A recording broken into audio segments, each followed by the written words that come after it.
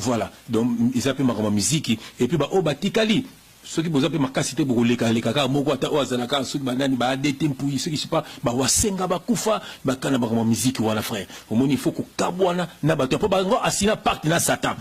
Il obéit, to ba senge il faut appeler ça. Bon voilà donc moi mutona aza aventurier aza faux prophète. Non ouais bisao. Donc tiens sala émission na yo atali na ngai. Atali vidéo na nga asa faux prophétie. Na route na sali témoignage coup ma na lobi na route yake ba ai coup cause na bela kité na bi ai na été ai sa faux prophétie na moni na mana faux prophète mais le quoi a touché à ça la prophétie contre là le quoi va na Belgique surtout toi mikanda Belgique OK na kene nikolo nga utso lingo atana bona téléphone obinga na numéro pe ya Belgique ko enregistrer na ko peso mona nga bise na Paris donc obingi pena yo a réaction na habité autant de la fin ba prophète de kuta ba ya ko cheka photo na mais to wana na Belgique c'est un pays laïque on ko diffamer na tena sur internet il y a tali témoignage na nga que ça fausse témoignage il va prouver autour ya tout normal ko kuta na eka à Bruxelles, à Belgique, tout le monde. Le coup, c'est le moment où il faut bouter dehors, il faut profiter au distribuer ensemble. Voilà quoi. Bonjour Misoge. Bonjour Kumba. Batbasolanda Ebele, yosa deuxième fille de Weranson. Yosala qui proche. Il y a ADT Yankin Pouy, Yebisa Bisonano, Yakin Pouy, ni Nekomelie. Ouais, merci Mingi Kumba. Il y a qui ça vient dans le moment ma casse parce que n'a dit. Donc il y a qui Pouy, avec Kobela, avec Kobela, quand des anara, Zobela, Sadat, Mandabana, Kobela, mais malade mon anaté, malade mon anaté, à Sala Benjamin, sont des anara, pour y avoir dans mon candidat Belgique, mais avant dans la France, on a moi na bana, bazala kana mwana, bazala awa, na Belgique et na France. Il y a qui pouillé à Kenda Belgique à ça des amènes nyonso oh balobi nyonso à ça là tout malade mon anaté à ça là quand on a des batu comme koloba kazo na sida avant na boye tout ça quand on a ba vidéo na za na ba vidéo na oh qui non ça la même na ba test il y a sida filmé na ba résultat ndenga zui na hôpitali nde ba test aye okaka prouver mon kilité manga za rapproche na ye azwa atindela ngonga ngana zwana bomba ngona na ba video abandeka ulobelanga mishoze mukoko yinda to pibia ngalo bia ateta ko ba tesa reputation mukole ko yinda to ko chango ba mona mundela ko sakate ta ba résultat no yango wana sa ba masolo ngane to solo laka ya privé na zape na ba video yango pe ezapa nanga donc adeta bela malade mona na rate abio ara pema nini mukuse pema mukuse sozo mateskanie pema mukuse mutemba moto. Donc c'est ça les gens qui bon oumeli après qui commandé bien à comaki la ya olanda ba prière à comaki bien après nous sous to yoka ngape na saki na Belgique na vacances to yoka il y a 2 semaines ou 3 semaines que il y a qui a fait des récits il y a qui fait des récits donc tu n'as pas ni mazo benga au yamba tenga bime bana ya ki to sola ratongo midi pourquoi na katanda kuna ye to benga na ka to solo la ka ti ba 1 heure 2 heures même moi sina zawana au moins na temeli non sola na ye non sola na moi sina il faut vraiment que mon frère Yaki donc pire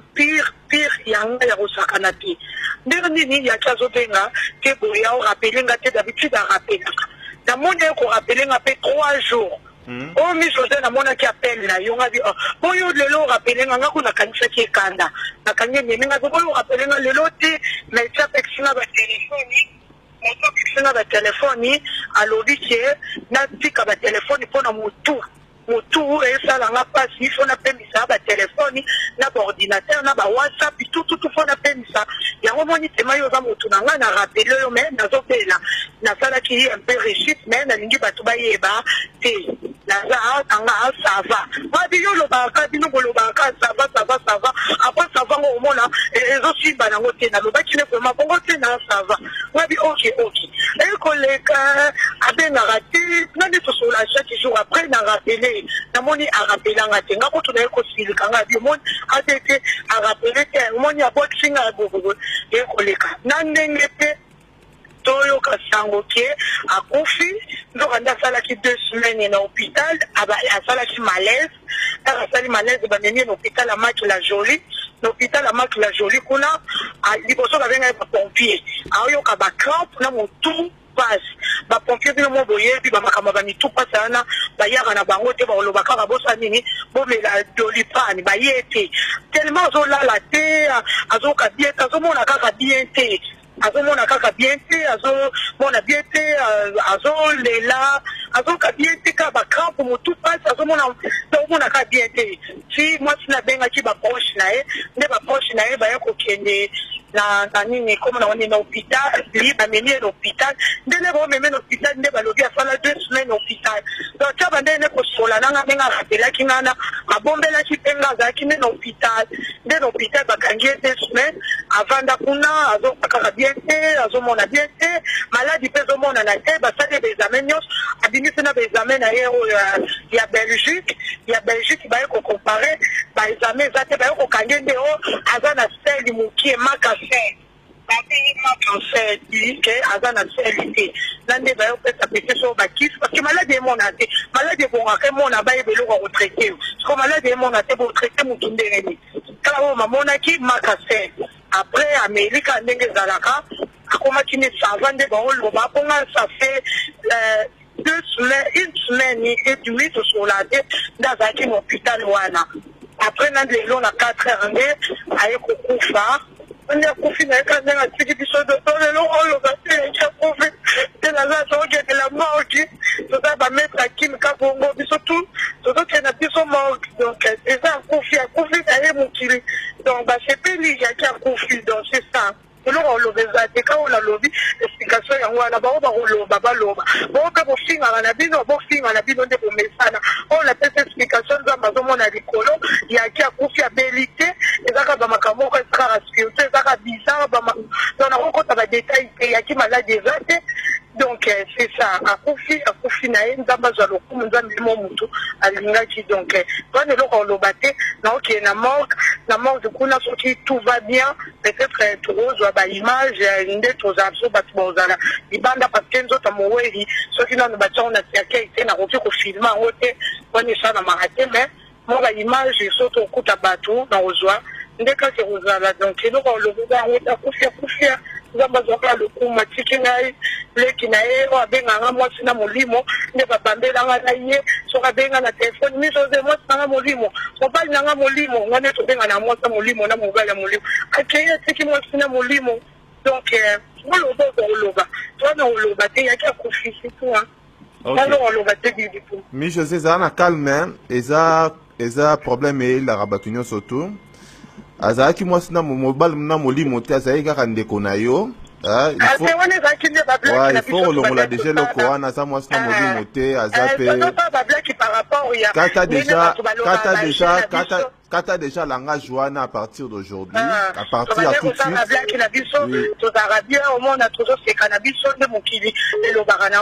c'est mon frère aza frère pananga mais bazak absolument tondo pour l'année mokili le bara to le bango par rapport ke bo bandela bato donc na za mo tsona molimo parce que to za mo tsona mobali ke mokili le ba ke to za no mo tsona mobali yango to benga mo tsona molimo to seka entre nous c'est mon frère ateta aza frère nangai aza frère nanga aza ya nanga aza nyonso mo tsona aza semeti nanga donc ateta aza tout pour moi aza tout pour moi c'est quoi température à wera na minute esande nini ya maison mère tout le monde parce que aza cher pour na bato tete c'est un homme aza bon aza bien aza généreux tout le monde alingaka tete awera ozandele nini marketing ya wera makambo tu wera za bien tazo mbate ko tazo lela pareil na mapata besoce donc ya tete tse bato ba trouble moko impossible. Ok bino bo ok na mort donc so comme na mort nengo o benga biso pour informer bato ba Holanda bato balinga ka mingi. Ouais, donc na mort tout la gaga évolution nenge ezala tout ka na mort wana nzela pe ba match la jolie tout ka na ba 40 minutes pour commencer ba 36 minutes donc comme ba 36 ba 36 j'appelle c'est 36 Ok, nini eloko asuko koloba na bato nyonso so baolanda yo en direct baotunanga bakestion natuna yo mais moyen natuna bakestion ebele eza te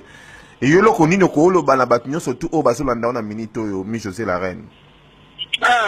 nazoni eloko oloba te